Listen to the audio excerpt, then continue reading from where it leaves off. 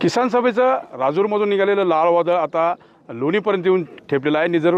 निजर्वेश्वर देवस्थान आहे त्या ठिकाणी हे सर्व मुक्कामी आहेत आणि काय तोडगा निघतो याबाबत आपण अपडेट घेणार आहोत। डॉक्टर अजित नवले आपल्यासोबत आहेत। काय अपडेट आहेत आंदोलनाचे, पुढं कुछ करणार की काही चर्चा आज होणं अपेक्षित आहे?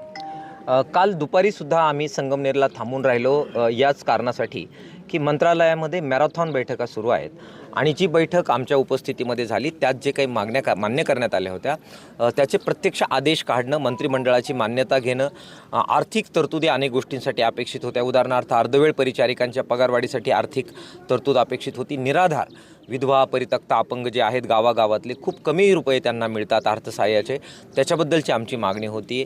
त्याचबरोबर अर्धवेळ परिचारिकांच्या बरोबर भात शिजवणाऱ्या महिलांची आर्थिक मागणी होती। त्याबद्दल काल अनेक गोष्टी मंत्रालयात घडलेल्या आहेत। काल मंत्रिमंडळाची जी बैठक झाली त्यातसुद्धा अनेक गोष्टींचे निर्णय हे झालेले आहेत। ते आता काय निर्णय झालेले ते हे सांगण्यासाठी अधिकारी इथे येत आहेत। आम्ही ते निर्णय पाहू, आर्थिक तरतुदीच्या बद्दल, नवे प्रस्तावाच्या बद्दल त्यांनी काय केले ते पाहू।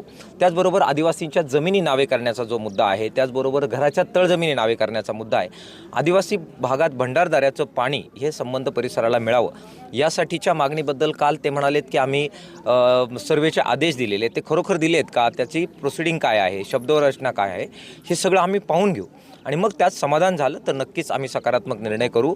हा एक मोठा विजय असेल। परंतु ते जर झालं नाही तर मग पुढचा लढा आम्हाला करावा लागेल। बांधकाम कामगारांचं प्रोसिडिंगसुद्धा आम्ही मागवले। 18 मागण्या बांधकाम कामगारांच्या त्यांनी मान्य केल्यात, पण ते वर्डिंग काय करतायत हे महामंडळाकडे आम्ही मागतोय। हे जर समाधानकारक झालं तर थांबू, नाही झालं तर मग मात्र लोणीच्या दिशेनं आम्हाला कूच करावी लागेल, ते आम्ही करू।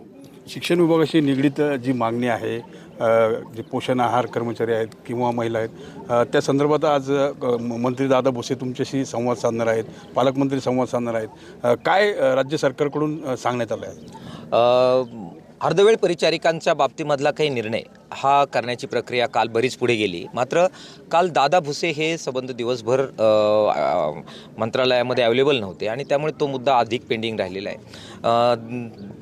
माननीय देवेंद्र फडणवीस साहेबांना सुद्धा विखे साहेबांनी जाऊन भेट घेतली आहे आणि त्यातूनसुद्धा हा मुद्दा सोडवण्याच्या बाबत काही निर्णय झालेले आहेत। मात्र फायनान्सचा मुद्दा असल्यामुळे त्याच्याबद्दल स्वतः देवेंद्र फडणवीस साहेबांच्या वतीने विखे साहेबांनी आणि भुसे साहेबांनी लोकांशी बोलावं आणि लोकांना त्यांची हमी घ्यावी की हे आम्ही करू, अशा प्रकारची एक प्रकारे अट म्हणा किंवा विनंती म्हणा आम्ही टाकलेली आहे। ते सकारात्मकरित्या घेत आहेत। ते दोघंजण एकत्र असताना त्यांनी लोकांशी बोलावं आणि आहार कर्मचाऱ्यांना आश्वस्त करावं की आम्ही हे केलं आहे आणि पुढच्या काळात आम्ही हे करणार आहोत।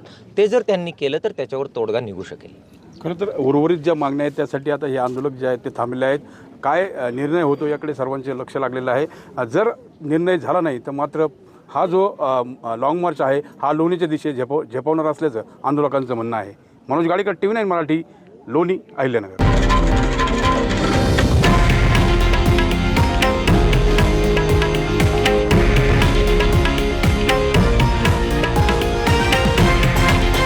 हे आहे देशातील नंबर 1 न्यूज नेटवर्क आणि आपण पाहत आहात TV9 मराठी, एकमेव।